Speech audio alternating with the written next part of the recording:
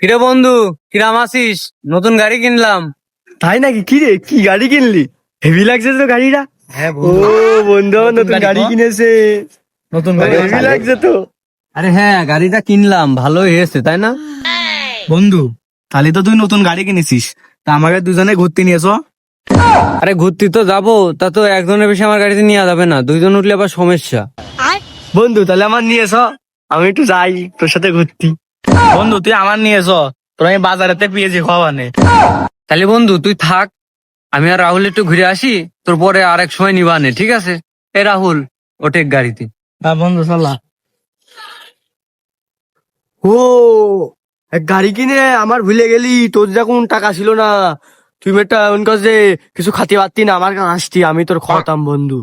তুই সেই বন্ধু আমাকে ভুলে গেলি। তুই বাড়িতে স্টোরিটা শেখ দিস বন্ধু, সন্ধ্যাবেলা স্টোরিটা শেখ দিস। আরে আরে বন্ধু, আমি এমনি আর কি মারছি, তিনজনই জাতি হবে। আরে বন্ধু বন্ধু, আরে এসব স্টোরি দিতে হয় নাকি ভাই বাগার? আরে বন্ধু কিনে দেখ। মেরে ভাই, একটা পালসার গাড়ির জন্য তুই আমাকে ভুলে গেলি? কয় টাকা তোর ওই গাড়ি? আসলে ওইসব গাড়ি আমার সাথে যায় না, তুই আমাকে নিস নে, ভালো হয়েছে বুঝেছিস।